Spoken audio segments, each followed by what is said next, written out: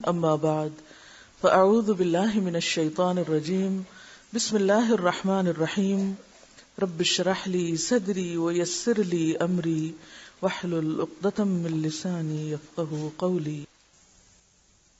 نماز نبوی کتاب لائیں آپ؟ سب کتابیں لے لیجئے اور جس وقت میں پڑھاؤں تو اس وقت کتاب پر دیکھیے، قلم آپ کے ہاتھ میں ہونا چاہیے تاکہ آپ زبر زیر پیش یا ضروری وضاحت جہاں میں کروں وہ آپ نوٹ کر سکیں. تو اگر آپ کے پاس نہیں کتاب تو کم از کم دوسرے کے ساتھ شیئر کیجئے. دروشی پڑھیے دل میں، زور سے نہیں، دل میں پڑھیے ایک دفعہ، کیونکہ نبی صلی اللہ علیہ وسلم کا تذکرہ ہوگا.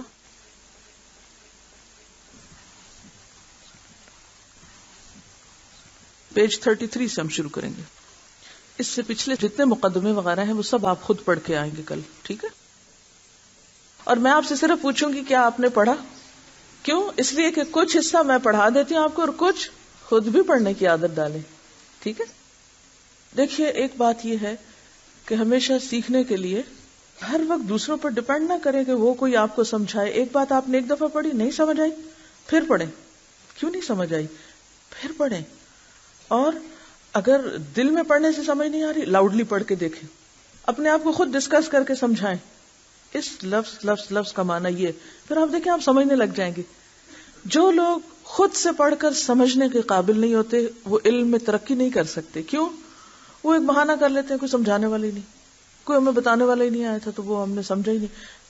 اب اللہ نے آپ کو پڑھنے لکھنے کی صلاحیت دے دی ہے، اب اس کو استعمال کر کے اپنی صلاحیت میں خود اضافہ کریں، ٹھیک ہے؟ یعنی ایک وقت ہوتا ہے نا، جیسے بچے کو آپ انگلی پکڑ کے چلاتے ہیں، سہارا دیتے ہیں، اور ایک وقت آتا ہے کہ پھر وہ خود چلنا سیکھتا ہے.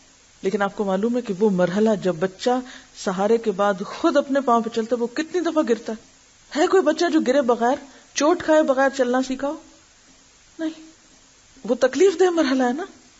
کبھی میں بچوں کی ان ایکشنز پہ غور کرتی ہوں تو میں کہتی ہوں اللہ تعالیٰ آپ کی قدرت ہے نا کہ آپ اسی طرح چلنا سکھا رہے ہیں. گرو اور اٹھو اور چلو، گرو اور چلو، چوٹ کھاؤ اور اٹھو، رو دھو اور پھر اٹھو. آپ چاہتے تو اس کے بغیر بھی ہو سکتا تھا، لیکن آپ بچپن سے ہی ایک ٹریننگ دے رہے ہیں کہ ساری زندگی اسی طرح ہر کام میں گر گر کے ہی اٹھنا ہے اور گر گر کے ہی پھر چلنا ہے اور چوٹ کھا کھا کے ہی آگے بڑھنا ہے. یہ طریقہ زندگی ہے، اس سے ہم فرار نہیں حاصل کر سکتے، اسے ایکسپٹ کرنا چاہیے. جیسے امام شافعی رحمۃ اللہ علیہ نے ایک مسئلے کی تحقیق میں 300 بار قرآن پاک پڑھا اور نہیں سمجھ آئی تو 301 بار جب پڑھا تو بات سمجھ میں آ گئی. آج ہم میں سے کتنے مسلمان ایسے ہیں علم والے، صاحب علم، تحقیق کرنے والے، کہ جو ایک ہی چیز کو اتنی دفعہ پڑھیں. ایک تو ایک اپنی زندگی سے نہیں نکال دیں کہ میں نہیں یہ کر سکتی، نکال دیں نہیں کو. آپ ہمیشہ کہا کہ انشاءاللہ اللہ کی مدد سے میں کر لوں گی. اگر آپ بھی امام شافعی کے طریقے پر عمل کریں اور 300 دفعہ ایک چیز پڑھیں تو آپ دیکھیں کہ کیسے سمجھ نہیں آتی. ٹھیک ہے؟ آپ خود اپنے پاؤں پہ کھڑے ہونا بھی سیکھیں، اور اس کے لیے اگر 2 صفحے بھی آپ پڑھتے چلے جائیں گے تو انشاءاللہ آپ کو سمجھ آئے گی. اگر اس پڑھائی میں کوئی بات آپ کو سمجھ نہ آئے تو جانے سے پہلے کوسچن یہاں کوسچن باسکٹ میں ڈال کے چلے جائیں، ٹھیک ہے؟ تو سمجھے کہ آج کا لیسن یہی تھا کہ خود پڑھنے کا طریقہ، خود سیکھنے کا طریقہ، کیونکہ ہر وقت استاد نہیں ملتے. اور ہمارے ہاں تو ویسے بھی کیا ہے، قحط الرجال. قحط الرجال ہے تو قحط النساء کتنا ہوگا؟ جی، قحط الرجال کا جو لفظ ہے اس کا مطلب یہ ہے کہ علماء کا کال ہے، بہت کم ہو گئے ہیں علماء. یعنی ایک وقت ایسا تھا کہ جب علماء ہر طرف ہوتے تھے، ہر شخص کے لیے ایکسیسیبل ہوتے تھے. اب آپ خود سوچئے کہ اگر پرسنٹیج آپ نکالیں آبادی کی، کروڑوں کی، اور اس میں سے جو صحیح علم والے علماء ہیں تو ریشو کیا بنتا ہے؟ ایک شخص کتنوں کے لیے؟ وہ بعض اوقات اسٹیٹسٹکس لاتے ہیں نا کہ ہمارے ملک میں اتنے 1000 ڈینٹسٹ ہیں اور اتنی آبادی ہے، اس کا مطلب ہے کہ 5000 لوگوں کے لیے ایک ڈینٹسٹ ہے مثلا. تو اسی طرح آپ سوچئے کہ کتنے ہزار لوگوں کے لیے کتنے علماء ہیں، حالانکہ یہ علم ہر ایک کی ضرورت ہے، فرائض میں سے ہے. تو اس بات کو ظاہر کرنے کے لیے کہا جاتا ہے کہ قحط الرجال ہے. قحط الرجال تو ہے ہی ہے، پھر نہ جاننے کا ریشو عورتوں میں اور زیادہ ہے. تو اس لیے خود سیکھنا شروع کریں اور اس پر جو آپ کے ذہن میں اشکال آئے اس کو اچھے سوال کی شکل میں لکھ کر پوچھنا شروع کریں تاکہ آپ آگے بڑھ سکیں. ورنہ بہت سارے لوگ یہی سوال کرتے رہتے ہیں، اچھا اگر ہم دین میں زیادہ آگے جانا چاہیں تو پھر کہاں جائیں؟ اور کتنا پڑھیں، کیا پڑھیں، آپ جتنا بھی پڑھیں، جہاں سے بھی پڑھیں، لیکن جب تک آپ خود پڑھنے کی عادت نہیں ڈالیں گے آپ آگے نہیں بڑھ سکیں گے. آپ کو خود بھی پڑھنا پڑے گا، اور طریقہ یہی ہوتا ہے، خود پڑھیں، جہاں مشکل آئے پوچھ لیں. ٹھیک ہے، کیونکہ سارے کا سارا ایسا نہیں ہوتا کہ جو اب آپ کو دوسرے سے ہی پڑھنے کی ضرورت ہے. بہرحال پیج 33 سے ہم شروع کریں گے. بسم اللہ الرحمن الرحیم. نماز، فرضیت، فضیلت اور اہمیت. نماز کب سے پڑھنی چاہیے؟ نماز کب فرض ہوتی ہے؟ اس کا اندازہ رسول اللہ صلی اللہ علیہ وسلم کی اس حدیث سے ہوتا ہے: مروا اولادکم بالصلاة وهم ابناء 7 سنین واضربوهم علیہا وهم ابناء 10 سنین وفرقوا بینہم فی المضاجع. اپنے بچوں کو نماز پڑھنے کا حکم دو جب وہ 7 سال کے ہو جائیں، اور جب وہ 10 برس کے ہوں تو انہیں نماز چھوڑنے پر مارو اور ان کے بستر الگ کر دو. یعنی پھر بچے ایک بستر میں نہ سوئیں بلکہ الگ الگ سوئیں، کیونکہ اس وقت بلوغت کے آثار شروع ہو جاتے ہیں. تو گویا نماز کی عادت ڈالنے کے لیے 7 سال کی عمر، 3 سال کا عرصہ تربیت کا عرصہ، عادت پختہ کرنے کا عرصہ، اور پھر 10 سال کی عمر نماز کی پابندی کی عمر. دوسرے لفظوں میں فرضیت کی عمر، کیونکہ جو نہ پڑھے 10 سال کی عمر میں اسے مار کر بھی پڑھاؤ، یعنی سختی بھی کر سکتے ہو. اس حدیث میں رسول اللہ صلی اللہ علیہ وسلم بچوں کے والدین کو ارشاد فرما رہے ہیں کہ وہ اپنی اولاد کو 7 برس کی عمر ہی میں نماز کی تعلیم دے کر نماز کا عادی بنانے کی کوشش کریں، اور اگر 10 برس کے ہو کر نماز نہ پڑھیں تو والدین تادیبی کارروائی کریں، انہیں سزا دے کر نماز کا پابند بنائیں. اور 10 برس کی عمر کا زمانہ چونکہ بلوغت کے قریب ہے اس لیے انہیں اکٹھا نہ سونے دیں، کیونکہ اس میں انسان کے جو جنسی جذبات ہیں وہ ابھرنے لگتے ہیں، پیوبرٹی کا زمانہ ہے. تو گویا دوسرے لفظوں میں نماز فرض ہوتی ہے بلوغت کے ساتھ، یعنی بالغ ہونے پر.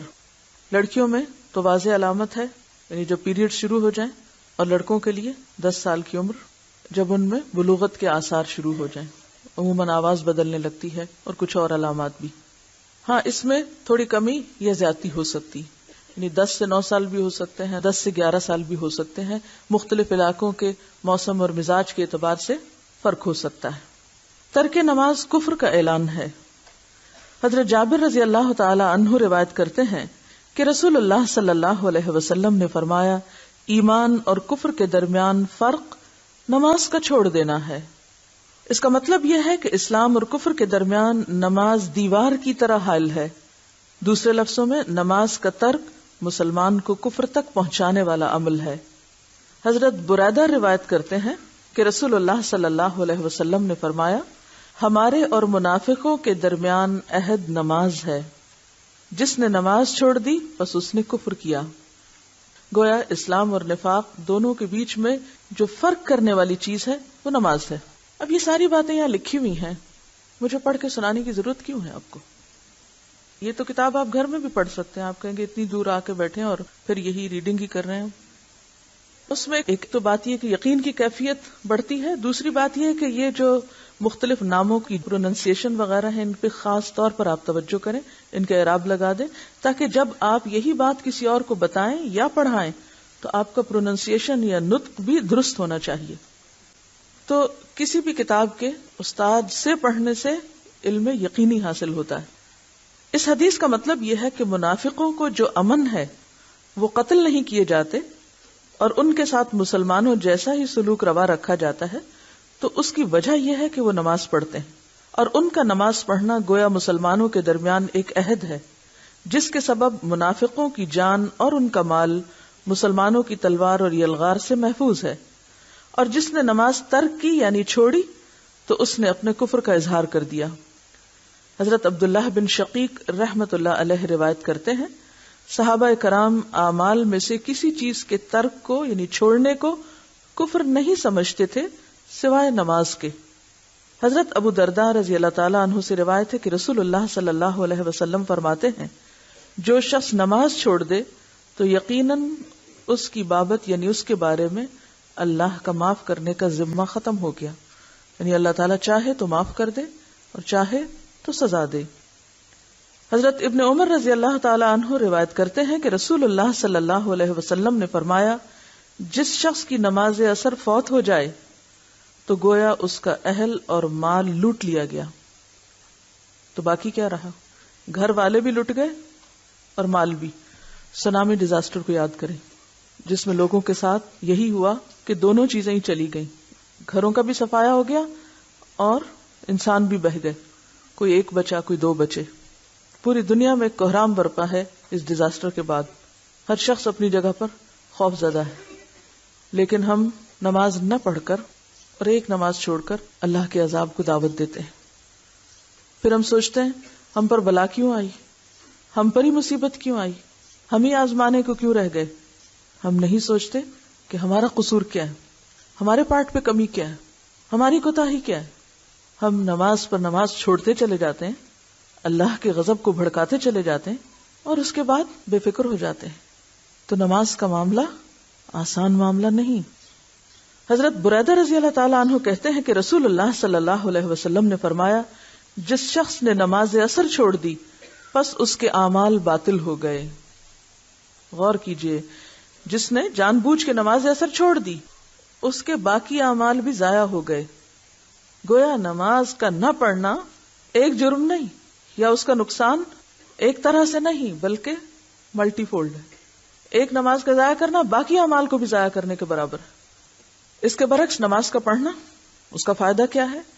حضرت ابو ہریرہ رضی اللہ تعالی عنہ روایت کرتے ہیں کہ رسول اللہ صلی اللہ علیہ وسلم نے فرمایا، الصلوات الخمس والجمعۃ الی الجمعۃ کفارۃ لما بینہن ما لم تغش الکبائر۔ 5 نمازیں ان گناہوں کو جو ان نمازوں کے درمیان ہوئے مٹا دیتی ہیں، اور اسی طرح ایک جمعہ دوسرے جمعہ تک کے گناہوں کو مٹا دیتا ہے، جبکہ کبیرہ گناہوں سے اجتناب کیا گیا ہو، یعنی کبیرہ گناہ نہ کیے گئے ہوں تو صغیرہ گناہ نمازوں سے معاف ہوتے چلے جاتے ہیں۔ جس طرح وضو سے انسان کے جسم کی ظاہری نجاستیں دھلتی ہیں، اس طرح نماز سے انسان کے باطنی یا اندر کے گناہ دھلتے ہیں۔ مثلا فجر کی نماز کے بعد جب ظہر پڑھیں گے تو دونوں نمازوں کے درمیانی عرصے میں جو گناہ لغزشیں اور خطائیں ہو چکی ہوں گی اللہ ان کو بخش دے گا۔ اسی طرح رات اور دن کے تمام صغیرہ گناہ نماز پنجگانہ یعنی 5 وقت کی نماز سے معاف ہو جاتے ہیں۔ گویا 5 نمازوں پر ہمیشگی کرنا مسلمانوں کے نامہ اعمال کو ہر وقت صاف اور سفید رکھتی ہے، حتیٰ کہ انسان نماز کی برکت سے آہستہ آہستہ صغائر سے یعنی چھوٹے گناہوں سے باز رہتے ہوئے کبیرہ گناہوں کے تصور سے ہی کانپ اٹھتا ہے۔ جو چھوٹے گناہوں سے بچتا ہے، جو چھوٹی چیزوں کے بارے میں محتاط ہے، کیا وہ کبیرہ گناہوں کے بارے میں دلیر ہو سکتا ہے؟ نہیں۔ اور جب چھوٹے چھوٹے گناہ معاف ہوتے چلے جاتے ہیں تو انسان کا دل صاف ہونے لگتا ہے، انسان کی روح سے بوجھ ہٹنے لگتا ہے، پھر انسان کے اندر اور نیکیوں کا شوق پیدا ہوتا ہے اور انسان آگے بڑھتا چلا جاتا ہے۔ حضرت ابو ہریرہ رضی اللہ تعالی عنہ سے روایت ہے کہ رسول اللہ صلی اللہ علیہ وسلم نے صحابہ کرام سے فرمایا، بھلا مجھے بتاؤ، اگر تمہارے دروازے کے باہر نہر ہو اور تم اس میں ہر روز 5 بار نہاؤ، کیا پھر بھی جسم پر میل باقی رہے گا؟ صحابہ رضی اللہ عنہم نے کہا، نہیں۔ آپ نے فرمایا، یہی مثال 5 نمازوں کی ہے، اللہ تعالیٰ ان کے سبب گناہوں کو معاف کر دیتا ہے۔ حضرت انس رضی اللہ تعالی عنہ روایت کرتے ہیں کہ ایک شخص نے رسول اللہ صلی اللہ علیہ وسلم کی خدمت میں حاضر ہو کر عرض کیا کہ میں نے گناہ کیا ہے، یعنی مجھ سے گناہ ہو گیا اور بطور سزا میں حد کو پہنچا ہوں، بس مجھ پہ حد قائم کریں، یعنی مجھے سزا دیں۔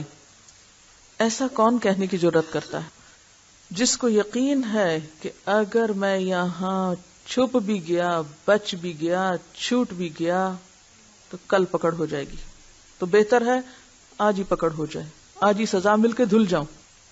یہ ضمیر کے زندہ ہونے کی علامت ہے، اللہ تعالیٰ کا وہ احساس اور تقوی اور خوف ہے کہ جو انسان کے اندر اس حد تک عاجزی پیدا کر دیتا ہے کہ اسے گناہوں کے اعتراف اور گناہوں کے وبال سے اپنے آپ کو چھڑانے میں پھر دیر نہیں لگتی۔ تو کہتے کہ یا رسول اللہ صلی اللہ علیہ وسلم، مجھ سے گناہ ہو گیا ہے، مجھ پہ حد جاری کریں۔ آپ نے اس سے حد کا حال دریافت نہ کیا، یہ نہیں پوچھا اچھا کون سا گناہ کیا۔ اس سے آپ صلی اللہ علیہ وسلم کا طریقہ تربیت بھی معلوم ہوتا ہے کہ وہ انسانوں کے عیبوں سے پردہ اٹھانے والے نہیں تھے، وہ انسانوں کی ذات میں اس طرح کی دلچسپی رکھنے والے نہیں تھے کہ اچھا پتہ تو چلے یہ کس قسم کا مجرم ہے۔ اتنے میں نماز کا وقت آ گیا، اس شخص نے آپ کے ساتھ نماز پڑھی۔ جب آپ نماز پڑھ چکے تو وہ شخص پھر کھڑا ہو کر کہنے لگا، اے اللہ کے رسول صلی اللہ علیہ وسلم، تحقیق میں حد کو پہنچا ہوں، بس مجھ پر اللہ کا حکم نافذ کیجیے۔ آپ نے فرمایا، کیا تو نے ہمارے ساتھ نماز نہیں پڑھی؟ اس نے کہا، پڑھی ہے۔ آپ نے فرمایا، اللہ نے تیرا گناہ بخش دیا ہے۔ یعنی اس درجہ نماز انسان کے گناہوں کو دھو ڈالنے والی، صاف کر دینے والی ہے۔ اللہ کی رحمت اور بخشش کتنی وسیع ہے کہ نماز پڑھنے کے سبب اللہ نے اس کا گناہ، جسے وہ اپنے سمجھ کے مطابق حد کو پہنچنا کہہ رہا تھا، معاف کر دیا۔ اب یہ اس شخص کی سمجھ تھی کہ وہ اسے حد کے قابل سمجھ رہا تھا، معلوم نہیں وہ حد کے قابل تھا بھی یا نہیں، کیونکہ آپ صلی اللہ علیہ وسلم نے ڈیٹیلز نہیں معلوم کی۔ حضرت ابو ذر رضی اللہ تعالی عنہ سے روایت ہے کہ رسول اللہ صلی اللہ علیہ وسلم جاڑے کے موسم میں، یعنی سردیوں کے موسم میں، خزاں کے موسم میں باہر نکلے۔ پت جھڑ کا موسم تھا۔ آپ نے ایک درخت کی 2 شاخیں پکڑ کر انہیں ہلایا تو پتے جھڑنے لگے۔ فال کے سیزن میں اگر آپ کو کبھی اتفاق ہوا ہو فال دیکھنے کا، تو اس طرح ہوا کے جھونکے سے بھی پتے ایک کے بعد ایک بارش کے قطروں کی طرح ٹپک ٹپک کے نیچے گر رہے ہوتے ہیں، بغیر کسی تکلیف کے۔ آپ نے فرمایا، اے ابو ذر۔ میں نے کہا، اے اللہ کے رسول، حاضر ہوں۔ آپ نے فرمایا، مسلمان جب نماز پڑھتا ہے اور اس کے ساتھ اللہ کی رضا چاہتا ہے تو اس کے گناہ اس طرح گرتے ہیں جس طرح اس درخت کے پتے جھڑتے ہیں، جس طرح اس درخت کے پتے جھڑے ہیں۔ یعنی امیجن کیجئے کہ نماز کے بعد انسان گناہوں کو اپنے اوپر سے اس طرح اتار رہا ہوتا ہے بسہولت، جیسے وہ پتے ایک کے بعد ایک گرتے چلے جاتے ہیں۔ یہ اتنی خوبصورت مثال ہے۔ وہ پتے کس قسم کے پتے ہوتے ہیں؟ جو پیلے پڑ چکے ہوتے ہیں، جو سوکھ چکے ہوتے ہیں۔ اب ان کا زیادہ دیر درخت کے ساتھ رہنا کچھ فائدہ مند نہیں ہوتا، اب انہیں گر ہی جانا چاہیے، کیونکہ اب وہ درخت کی خوبصورتی میں نہیں اضافہ کرتے بلکہ درخت کو بدصورت بنا دیتے ہیں۔ اگرچہ ایک وقت آتا ہے کہ وہ پتے بھی بظاہر بڑے خوبصورت نظر آتے ہیں، لیکن زیادہ وقت گزر جائے تو وہی لال کالے سے ہو جاتے ہیں اور پھر انہیں گر ہی جانا چاہیے۔ تو گناہ بھی بظاہر کتنے اٹریکٹیو ہوں، کتنے خوبصورت ہوں، لیکن بہرحال وہ انسان کو بدصورت بناتے ہیں، ایمان کی طرف تازگی اور رونق کو ختم کرتے ہیں، لہٰذا وہ گرنے ہی چاہیے، اور ان کے گرنے کے لیے اللہ تعالیٰ نے بہترین ذریعہ نماز مقرر کر دیا۔ حضرت عبادہ بن صامت کی روایت ہے کہ رسول اللہ صلی اللہ علیہ وسلم نے فرمایا، اللہ تعالیٰ نے 5 نمازیں فرض کی ہیں، پس جس نے اچھا وضو کیا، ان کو خشوع کے ساتھ پڑھا اور ان کا رکوع پورا کیا، تو اس نمازی کے لیے اللہ کا عہد ہے کہ وہ اس کو بخش دے گا۔ اب کون سی نماز بخشش کا ذریعہ بنتی ہے؟ کیونکہ پیچھے ہم نے پڑھا کہ ایک شخص نے بہت بڑا قصور کیا، آپ صلی اللہ علیہ وسلم کے ساتھ نماز پڑھی تو آپ نے فرمایا کہ تمہارا قصور معاف ہو گیا۔ جو نماز آپ کے ساتھ پڑھی گئی ہوگی اس نماز کے خشوع کا عالم کیا ہوگا؟ لہٰذا یہاں سے یہ بات پتہ چلتی ہے کہ صرف نماز کا پڑھنا ہی کافی نہیں، بلکہ نماز میں پوری طرح عاجزی کا احساس، بندگی کا احساس، خشوع و خضوع، یہ سبب بنتا ہے کامیابی کا۔ قد افلح المؤمنون الذین هم فی صلاتهم خاشعون۔ اللہ تعالیٰ نے 5 وقت کی نمازیں فرض کی ہیں، بس جس نے اچھا وضو کیا، تو گویا اچھا وضو پہلا سٹیپ ہے اچھی نماز کا، ان کو خشوع کے ساتھ پڑھا اور ان کا رکوع پورا کیا۔ یعنی خشوع کے بعد پھر مزید خشوع ہی کا سمبل رکوع ہے۔ خشوع دبنے اور جھکنے کو کہتے ہیں نا۔ عموماً ہمارا رکوع کس طرح ہوتا ہے؟ ہم پوری طرح جھکتے بھی نہیں، یوں اتنا ایسے ٹیڑھا سے جھکتے ہیں، پورا جھکتے بھی نہیں۔ تو رکوع پورا کیا، اس جملے کو انڈر لائن کیجئے، ان کا رکوع پورا کیا، یعنی پوری طرح جھکے اور تسبیح پوری کی، تو اس نمازی کے لیے اللہ کا عہد ہے کہ وہ اس کو بخش دے گا۔ حضرت عمارہ بن رویبہ رضی اللہ عنہ روایت کرتے ہیں کہ رسول اللہ صلی اللہ علیہ وسلم نے فرمایا، جو شخص آفتاب کے یعنی سورج کے طلوع اور غروب سے پہلے یعنی فجر اور عصر کی نماز پڑھے گا، وہ شخص ہرگز آگ میں داخل نہیں ہوگا۔ حضرت عثمان رضی اللہ تعالیٰ عنہ روایت کرتے ہیں کہ رسول اللہ صلی اللہ علیہ وسلم نے فرمایا، جو شخص نماز عشاء با جماعت ادا کرے اسے اتنا ثواب ہے گویا اس نے آدھی رات تک قیام کیا، اور پھر صبح کی نماز با جماعت پڑھے تو اتنا ثواب پایا گویا تمام رات نماز پڑھی۔ یہ ہے اللہ کی رحمت. حضرت جندب قصری روایت کرتے ہیں کہ رسول اللہ صلی اللہ علیہ وسلم نے فرمایا جس شخص نے صبح کی نماز پڑھی بس وہ اللہ کے ذمے میں ہے، اللہ کی امان میں ہے، اور جس نے وہ نماز نہ پڑھی وہ اللہ کی امان اور حفاظت سے نکل گیا. وہ مصیبتوں کو دعوت دے رہا ہے، دنیا میں بھی اور آخرت میں بھی. کچھ معلوم نہیں اس کے بعد دنیا سے جانے کا وقت آ جائے تو کس حال میں جائے گا. ایسے دن جائے گا جس کی ابتدا اس نے اللہ کی نافرمانی سے کی. بہت سے لوگ فجر کی نماز میں کوتاہی کر جاتے ہیں. تو بات یہ کہ فجر کی نماز چھوڑنا اللہ کے عہد، امان اور حفاظت سے باہر نکلنا ہے. ہم میں سے ہر شخص چاہتا ہے نا کہ وہ پوری پروٹیکشن میں ہو، اسے کوئی نقصان نہ ہو، اسے کوئی تکلیف نہ پہنچے. لیکن اس چاہت کے ساتھ وہ دن کا آغاز کس طرح کر رہا ہے، اسے اپنے پارٹ پہ بھی سوچنا چاہیے. حضرت ابو ہریرہ رضی اللہ عنہ روایت کرتے ہیں کہ رسول اللہ صلی اللہ علیہ وسلم نے فرمایا تمہارے پاس فرشتے رات اور دن کو آتے ہیں. آنے اور جانے والے فرشتے نماز فجر اور نماز عصر میں جمع ہوتے ہیں. یہ کن فرشتوں کی بات ہو رہی؟ کرامن کاتبین کی. جو فرشتے رات کو رہے وہ آسمان کو چڑھتے ہیں تو ان کا رب ان سے پوچھتا ہے، یعنی اعمال لے کے آسمان پہ جاتے ہیں تو اللہ تعالیٰ ان سے پوچھتے ہیں. حالانکہ اللہ تعالیٰ کو اپنے بندوں کا حال خوب معلوم ہے. تم نے میرے بندوں کو کس حال میں چھوڑا؟ وہ کہتے ہیں ہم نے ان کو اس حال میں چھوڑا کہ وہ نماز پڑھتے تھے، اور ہم ان کے پاس اس حال میں گئے کہ وہ نماز پڑھتے تھے. حضرت ابو ہریرہ رضی اللہ عنہ سے روایت ہے رسول اللہ صلی اللہ علیہ وسلم نے فرمایا منافقوں پر فجر اور عشاء سے زیادہ بھاری کوئی نماز نہیں. فجر اور عشاء کی نماز کو اپنے لیے ایک بوجھ اور مصیبت سمجھنا کیا ہے؟ دراصل منافقت کی علامت.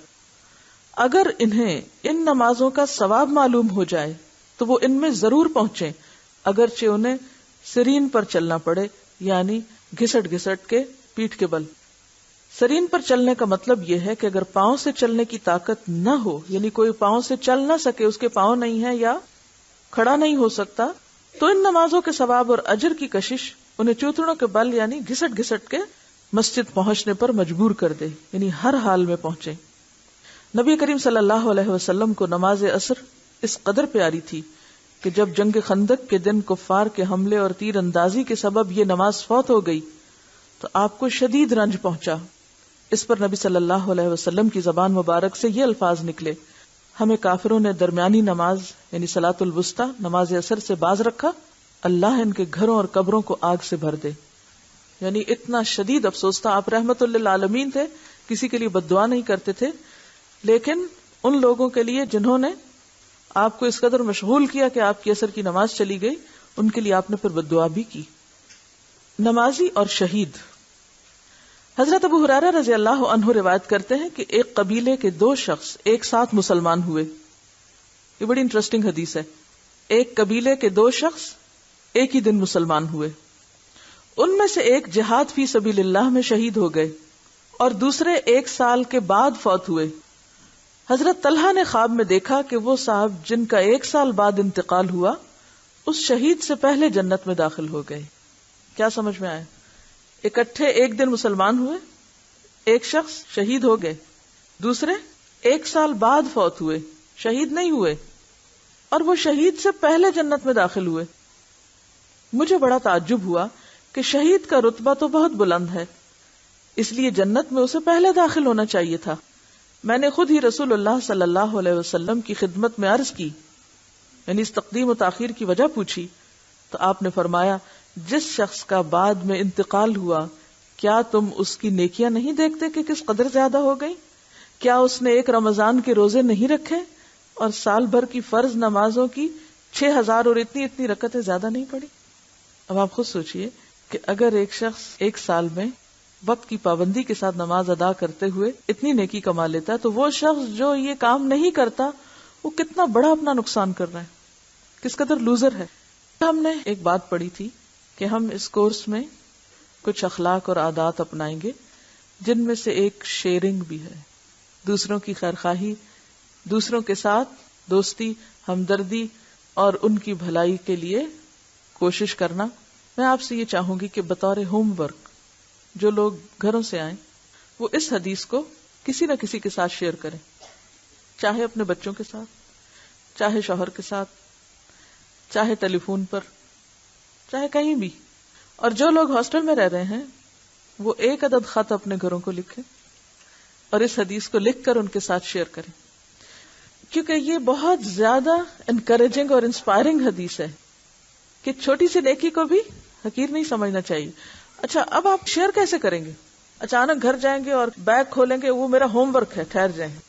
کدھر ہے؟ بیٹھو بیٹھو جلدی سے سن لو، میں ہوم ورک ختم کر لوں. حضرت ابو ہریرہ روایت کرتے ہیں کہ ایک قبیلے کے 2 شخص ایک ساتھ مسلمان ہوئے. ایسا کریں گے؟ کیا کریں گے؟ کوئی بتائے طریقہ. جی ماحول کیسے کریٹ کریں گے؟ جب ہم گھر جاتے ہیں نا تو گھر والے ضرور پوچھتے اچھا آج کیا کیا. پتہ نہیں آپ لوگ آپس میں شیئر کرتے ہیں کہ نہیں باتیں. اکثر گھروں میں یہ ہوتا ہے کہ جب گھر والے اکٹھے ہوتے ہیں تو ایک دوسرے سے پوچھتے ہیں اچھا آج کیا کیا، آج کیا ہوا. اچھا کوئی نہ بھی پوچھے تو ہم کہتے ہیں پتا آج کیا ہوا. جسٹ ٹیک اٹ نیچرل، بالکل نیچرل وے میں. اور پھر آپ دیکھیں کہ اس سے پہلے اس حدیث کو 3 دفعہ 4 دفعہ 5 دفعہ رستے میں ہی پڑھ کے اپنے دل میں بٹھا لیں. ریڈ آؤٹ نہیں کرنی، اپنے آپ کو پہلے سنائیں. کیا پوری یاد ہو گئی؟ کیونکہ غلط بھی نہیں کوٹ کرنی. اچھا جو لکھنے والے وہ تو خیر دیکھ کے لکھ لیں کیونکہ لکھے ہوئے میں کوئی لفظ آگے پیچھے نہیں ہونا چاہیے. بولنے میں مفہوم بھی آپ ادا کر سکتے ہیں. اور اگر آپ سمجھیں کہ ماحول ایسا بن گیا ہے کہ آپ دیکھ کے پڑھ کے آہستہ آہستہ سنا سکتے تو پڑھ کے سنا دیں. لیکن انشاءاللہ اس کا فائدہ ہوگا، کیونکہ میں نے جب پہلی دفعہ یہ حدیث پڑھی تھی تو اس وقت میں نے ای میل پہ کسی کو لکھ کے بھجوائی تھی اور ان کی طرف سے بہت ہی اچھا رسپانس آیا تھا کہ میں نے تو یہ حدیث کبھی سنی ہی نہیں اور واقعی ایسا ہے. کیونکہ ہم سب اپنی آخری منزل کیا سمجھتے ہیں؟ شہادت. وہ شہید ہو گئے سب ٹھیک ہو جائے گا. لیکن یہ نہیں سوچتے کہ شہید ہونے کے باوجود بھی جنت میں پہلے اور بعد ہو سکتا ہے. اور یہ فرق ظاہر ہے کہ کوشش اور عمل سے ہوگا قیامت کے دن. تو دنیا میں ہم کیا چاہتے ہیں؟ ہم سب سے اگلی سیٹ پہ بیٹھے، ہم سب سے پہلے باہر نکلیں، کھانا سب سے پہلے ہمیں ملے، سب سے پہلے میرا کام ہو، میری بات پہلے سنی جائے. لیکن جنت کے بارے میں سوچتے نہیں کہ پہلے میں پہنچوں. اور اگر واقعی پہنچنا چاہتے ہیں تو پھر کچھ کرنا پڑے گا، کیے بغیر نہیں. جنت محض آرزوؤں اور تمناؤں سے نہیں ملتی، کچھ کرنے سے ملتی. بہرحال یہی قصہ حضرت طلحہ بن عبداللہ خود ذرا تفصیل سے بیان کرتے ہیں. حضرت طلحہ کہتے ہیں کہ میں نے صبح لوگوں کو اپنا خواب سنایا. سب کو اس بات پہ تعجب ہوا کہ شہید کو جنت کی اجازت بعد میں کیوں ملی، حالانکہ اسے پہلے ملنی چاہیے تھی. لوگوں نے رسول اللہ صلی اللہ علیہ وسلم سے دریافت کیا. آپ نے فرمایا اس میں تعجب کی کوئی بات نہیں، کوئی حیرانی کی بات نہیں. یعنی بیسیکلی یہ حدیث خواب پر مبنی ہے، لیکن ریکٹیفائی کہاں سے کرایا گیا؟ آپ صلی اللہ علیہ وسلم سے. خواب دیکھا کس نے تھا ذرا یہ بتائیے؟ طلحہ نے. انہوں نے یہ خواب لوگوں کو سنایا، لوگ بڑے حیران ہوئے. تو اس پر کیا ہوا کہ لوگوں نے رسول اللہ صلی اللہ علیہ وسلم سے دریافت کیا. آپ نے فرمایا اس میں تعجب کی کوئی بات نہیں. بتاؤ کیا بعد والے شخص نے 1 سال عبادت زیادہ نہیں کی؟ اس نے 1 رمضان کے روزے نہیں رکھے؟ اس نے 1 سال کی نمازوں کے اتنے سجدے زیادہ نہیں کیے؟ سب نے عرض کیا جی ہاں اللہ کے رسول. تو آپ نے فرمایا پھر تو ان دونوں کے درمیان زمین و آسمان کا فرق ہو گیا. بس آج کے لیے اتنا ہی کافی ہے. سبحانک اللہم و بحمدک نشہد ان لا الہ الا انت نستغفرک و نتوب الیک.